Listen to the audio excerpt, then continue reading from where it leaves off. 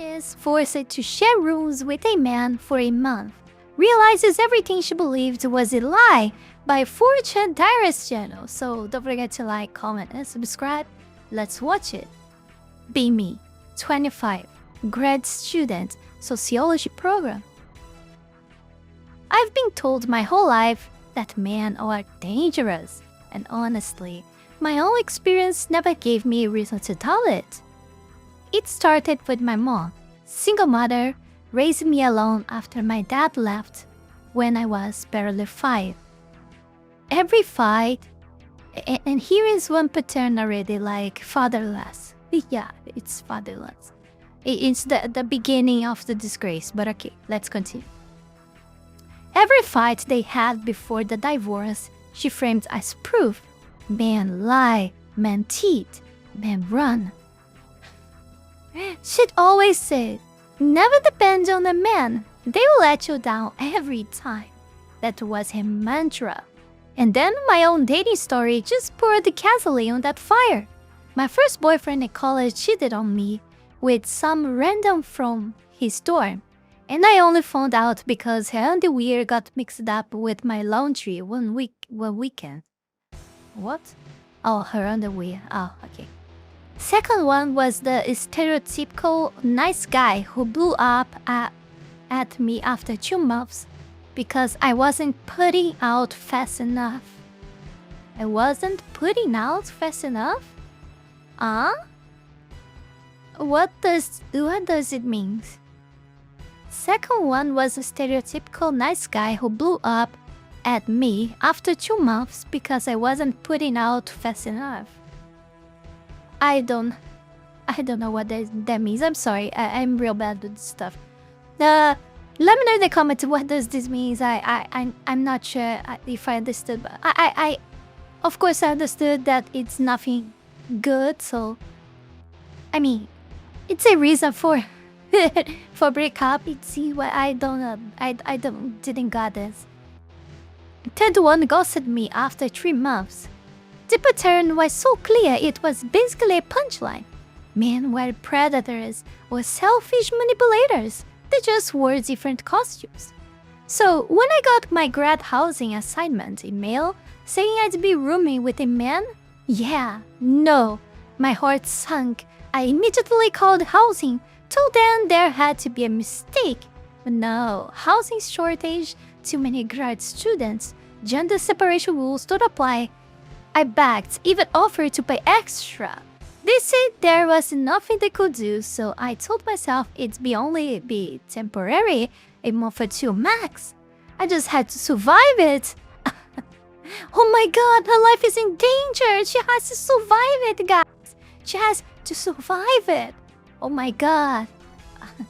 But I had to admit that it's not like... it's not a good experience. I mean... Because it's not... I don't think it's natural, you know? I don't think men and women should be that close if they are not intimate, like sleeping in the same room and stuff like that, you know? Like, I don't think it... I don't know, maybe I'm weird, but I don't think this is... But I mean, my reasoning is different from hers, probably. Probably hers is because she thinks that she's gonna be raped, you know, and all this stuff.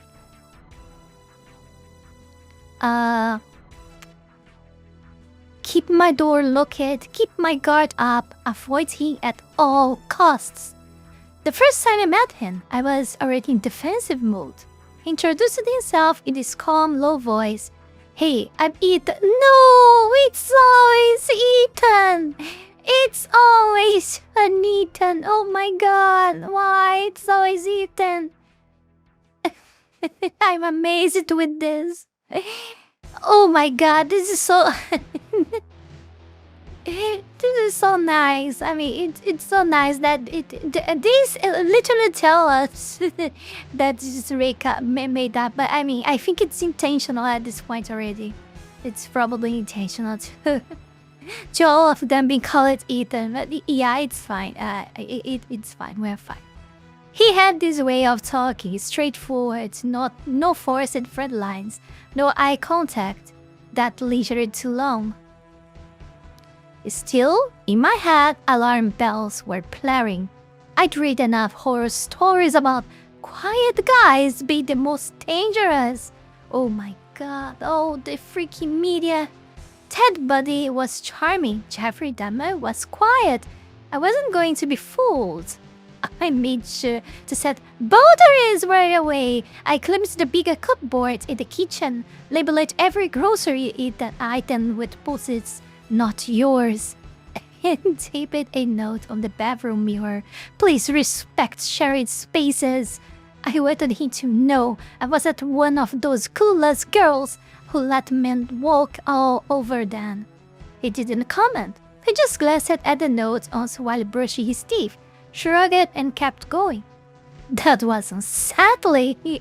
Of course it is unsettling because there has to be some drama.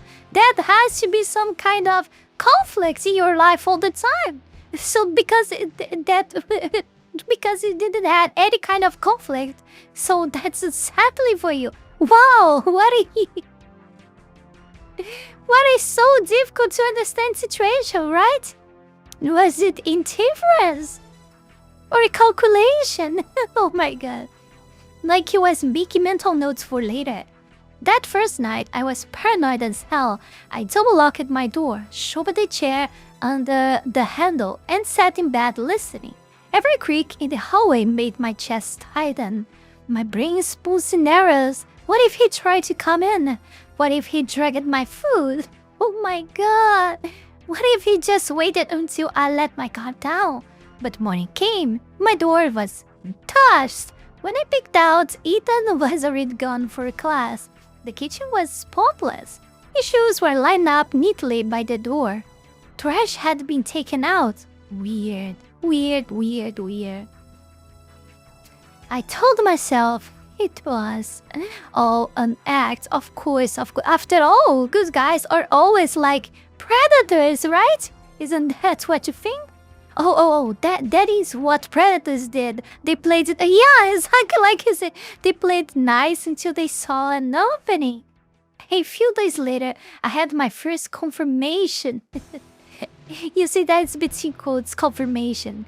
I heard metallic rattling right by my door one night. My chest started pounding. I grabbed my lamp, ready to swing, thinking this is it. He's trying to break in. I yanked the door open, ready to scream, and saw Ethan crash down with a screwdriver. "What the hell are you doing?" I snapped. He looked up, a little startled. "Oh, the hinge on your door squeaks. I was just tightening it." Oh my god, no, it's out of a movie. I froze, lamp in hand, face burning. He was literally fixing my door. Still, I couldn't admit I'd overreacted. "Don't sneak around my door like that," I said, trying to sound firm. "Yeah, sorry. Didn't mean to freak you out," he said simply. Stood up and walked away. No snark, no smirk, just fixed it and moved on. That was almost worse than if he made some comment. Because in my head, men were supposed to fight back, push boundaries, test limits. Instead, he just respected mine. By the end of the first week, my brain was tangled. I thought I'd be dodging dirty laundry piles, wiping up after his messes, or swatting away creepy remarks. Instead, Ethan was basically invisible. He went to class, came home, cooked quietly, cleaned up, and disappeared into his room.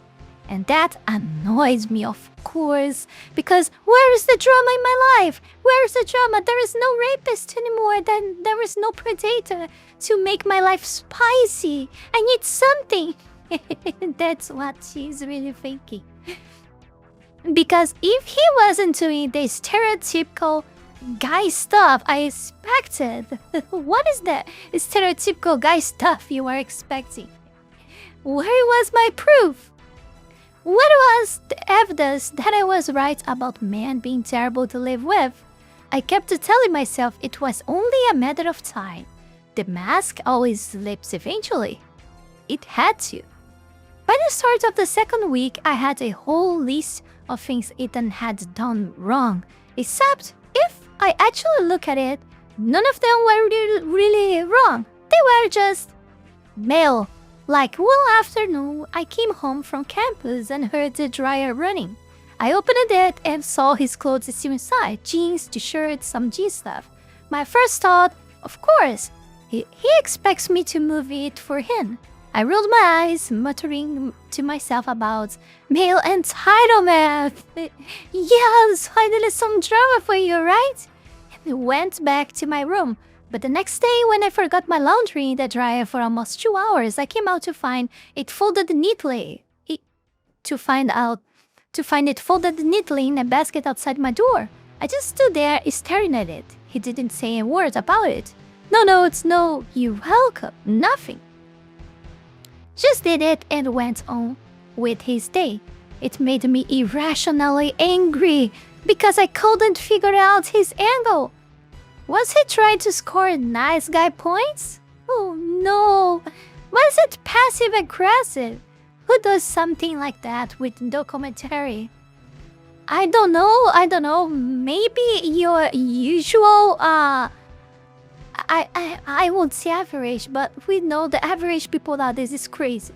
So, you know, your normal, good people, I don't know, neighbor or whatever, like, you know, like, just someone that's not affected by Instagram and X. I don't know. Later that week, we ended up in the kitchen at the same time for the first time. I was making pasta. He was chopping vegetables. It was awkward, the kind of silence where you can hear every clink of the knife against the board. Then he asked, "Hey, what time do you usually cook? I can try to work around it so we are not tripping over each other." I froze. In my head, that question sounded controlling, like he was scheduling for me. I gave him his tired smile. "You don't have to work around me. I can handle sharing a kitchen." He blinked. "Okay, I just didn't want to bother you." Oh my god, this might be piercing her like a knife or something, you know. Or a needle or whatever. Then he turned back to his cutting boards like nothing happened. No defensiveness, no snark, just genuine neutrality. And somehow that irritated me even more. Of course it irritated you even more. Where's the grapes that everyone promised you, huh? Where is the predators everyone said that you're gonna find out? That you won't teach you? Oh my god, no way. The next day, he left a note on the fridge. "Out of eggs. I'll grab some later. Let me know if you need anything." I stared at it for a few minutes, trying to decide if that was a subtle way of reminding me to contribute, or if he was just being decent. I couldn't tell anymore. That night, around 11 p.m., I heard movement in the hallway again. My stomach... Oh no, she did it. Oh, she's still doing the same stuff. My stomach tightened automatically.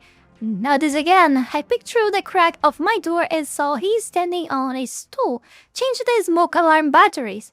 When he noticed me, he startled. "Oh, sorry, I didn't mean to wake you." I muttered something about it being fine and shut my door quickly, but my face was hot again. Why did he keep doing that, fixing things quietly like some sitcom dad?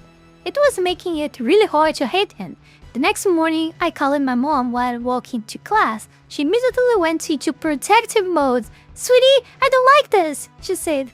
"Men act too polite until they don't. That's how they get you to drop your guard." I know, I said automatically. One feminist helping another. Oh my god, and one is the freaking mom, man. The future is so dark, really. Oh, Mizuki, but this is just a story. But come on, I think everyone can see this happening in a, you know, in the freaking crazy society that we have nowadays. Like, I'm not even dubbed in the age anymore. But it sounded weaker this time. Like, even I didn't believe it. Yes, because you don't. I mean, if you still believe that, you have to go to an asylum. Like, for real. Then later that day, my best friend from undergrad, Jazz, FaceTimed me while I was cooking.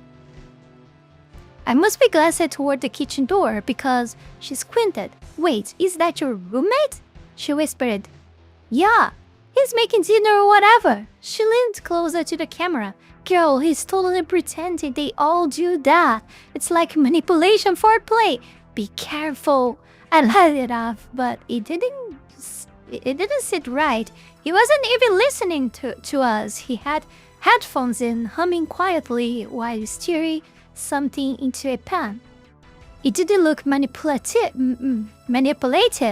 It looked boring, normal. Later that night, I found myself replaying those tiny moments in my head.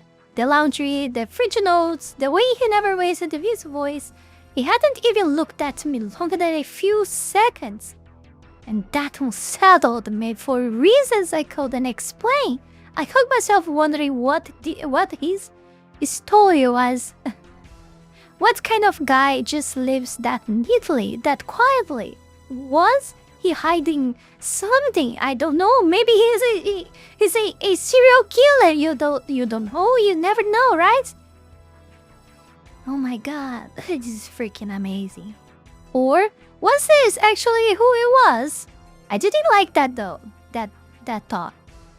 Because if it was, then maybe the problem wasn't him. Oh, who would thought that, right? Who would thought that at this point? It's like, wow, amazing idea. Better late than never, I guess, right?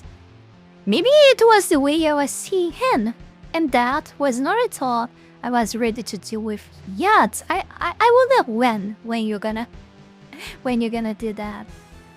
I hadn't gone out with classmates in weeks. But by the third Friday of the semester, everyone was blowing up the group chat about getting drinks after seminar. I didn't want to be the only one missing, so I went. We ended up a little place near campus that smelled like fryer oil and cheap perfume. The long table was packed with grad students, half my cohort. All of us still buzzing from finishing midterms. I sat between two of my usual friends, Maya and Erin, who both had the kind of energy that fills a room. The first round of drinks came, and with it, the gossip. Someone complains about her roommate, leaving moldy dishes, another about a boyfriend who forgot her birthday. The latter turned sharp. Maya nudged me. You've got a guy roommate, right? How's that going? He started peeing on the seat yet? I forced a smile. Actually, no, he's fine. Eris snorted. Fine? Oh no. You can never be fine. The guys can never be fine to them. There is always some problem, right? There's always some problem. And now they will dig into to find something.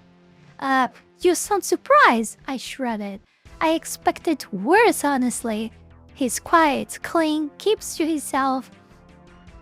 Across the table, Sam, one of the guys in your program, looked up from his stream. He had that dry, observant expression that always made people nervous. Wait, he said. Why does everyone act like a guy being decent is some kind of miracle? The table went still for half a second. Maya laughed awkwardly. Because, Sam, most of you aren't. Sam smiled, but it didn't reach his eyes. That's a nice blanket statement. He turned to me. Do you actually believe that? That men are automatically a problem until proven otherwise? Oh my god! I hesitated. Of course you did. I mean, it's what I'm expecting. My instinct was to say yes, the way I always had. But Ethan's face flickered in my head, folding my laundry, fixing that stupid squeaky hinge, quietly cooking while I tried to avoid him. I just go by patterns, I said finally. Experience patterns can come from who you choose to notice, Sam said. He wasn't being mean. His tone was even, like he was asking me to think instead of argue. You ever wonder if expecting the worst just makes you see the worst? Erin rolled her eyes. Oh, here we go. Not all men, right? Oh no, he shrugged. No, not all anyone. I'm just saying, maybe it's unfair to act like we're all suspects in the same crime. The air around the table felt tight. Everyone went back to their fries, pretending not to listen. I took a sip of my drink, heart thumping. I don't think you get it, I said quietly. You don't know what it's like to walk home at night and wonder if you're safe. But no one feels safe. I mean, in my country at least. Like man, woman, whatever it is. You don't feel safe walking at night. You don't feel safe even walking at morning.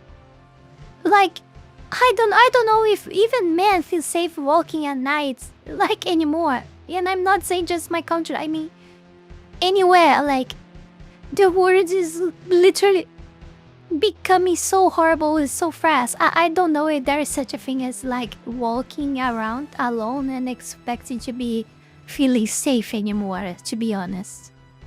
I don't. That's why I avoid living to begin with. When was it again? I thought he said, nodding. You're right.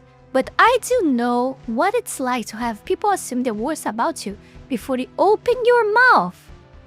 That landed harder than I expected. He didn't push further, just leaned back and changed the subject to the new campus cafe.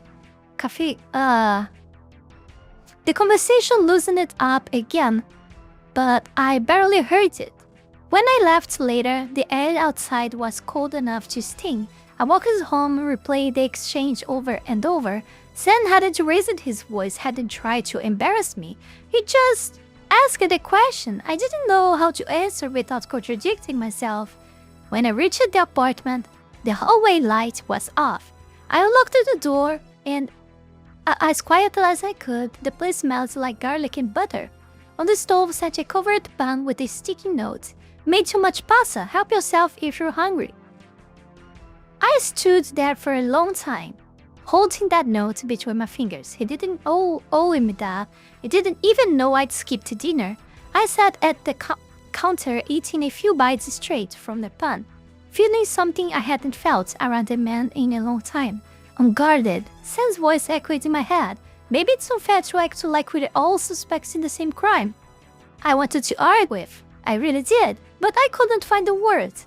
Then something happened that really made me question everything I believed my whole life.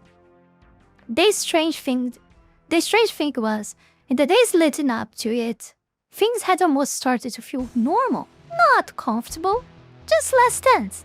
Ethan and I had fallen into some kind of quiet rhythm. He cooked, I cleaned, we kept it to ourselves. I wasn't relaxed exactly, but I wasn't watching my back every second either. It's still something in me stayed alert, that low hum of suspicion. I'd catch myself thinking, don't forget he's still a man. He's still a man, he's still a what they call here in my country is like a predator in potential. Yes, something like that would be translated. Just because he hasn't done anything doesn't mean he won't. Then I got the call. It was a Thursday night. I was sitting at the kitchen table, hunched over my laptop, editing citations. My phone buzzed. Aunt Rachel. She never called. I answered immediately. Her voice was shaky. Sweetheart, your mom's been in an accident. My stomach dropped. She's okay, stable, but they are taking her to County Hospital. Might need surgery. They said if you can get there tonight, you should. My mom had been having weird spells for weeks. Dizziness, fatigue. She kept brushing it off, saying she was just tired. Now this. I started shaking. I grabbed my bag, keys, and phone and started calling. Maya, voicemail, Ari, nothing. Jess. Straight to missed call.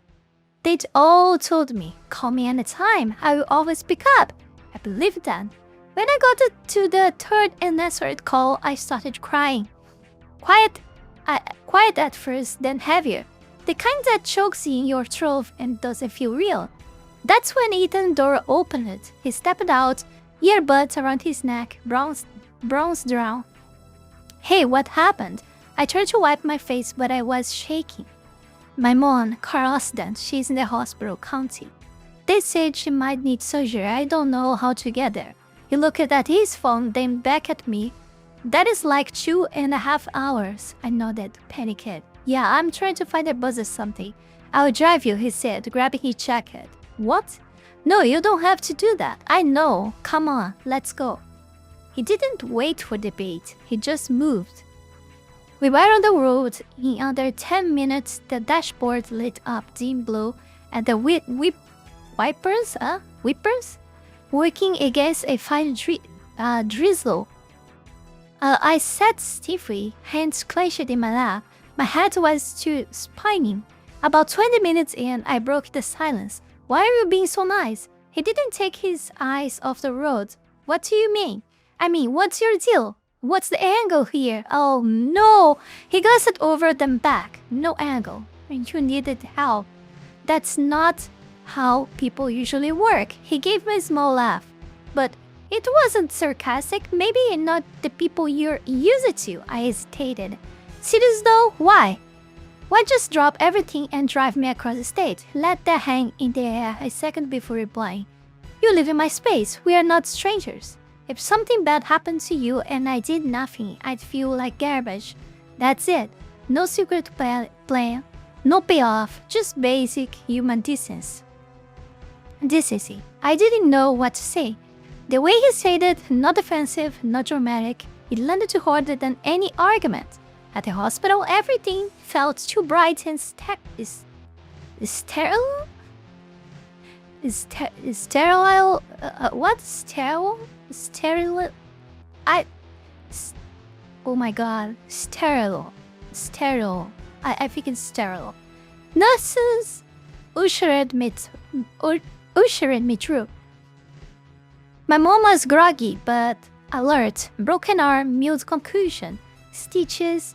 When she saw me, her eyes welled up. You came, she whispered. Of course I came. I said holding her hand. How are you feeling? She looked past me, noticing Ethan lingering by the door. Is that the young man who drove you? I nodded. She blinked surprised. That was very kind of him. That's hair. Then to Ethan, thank you, sweetheart. You didn't have to do that. He gave a small nod. Glad she got here safe. After that, he quietly handed everything, parking, vending machine, coffee, tracking down forms I didn't know I needed. He never hovered. He just stayed nearby, like this calm backup generator that kept everything running while I was short-circuiting. Around 2 a.m., when my mom finally fell asleep, I sat in the waiting area, completely drained.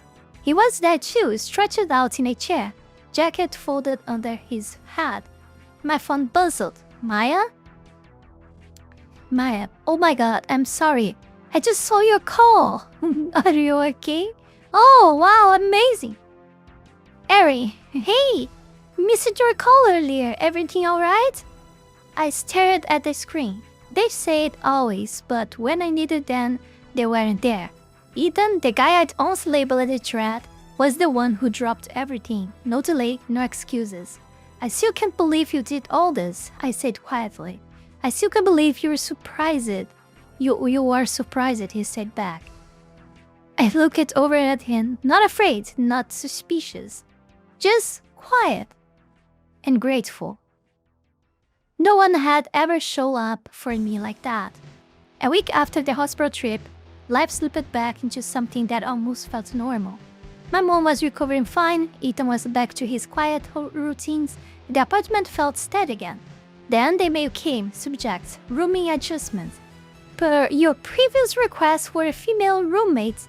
Oh my god, per her own request, now she's gonna lose like the best friend that she could possibly have, like at least compared to the others. Your previous request for a female roommate. We've arranged for your current roommate to be reassigned to Block C next week. Oh my god. I just stared at it. I'd forgotten I'd even filed that complaint the first week, back when I still slept with a chair wedged under the door knob. When I looked up, Ethan was standing in the doorway, phone in hand. They just told me about the move, he said. Guess it's because you weren't comfortable. His voice was neutral, not hurt, but it still made my stomach twist. I'm sorry if I made it weird. I opened my mouth, closed it again. No, you didn't. It's fine. Maybe it's better this way, safer for both of us. He gave a small nod.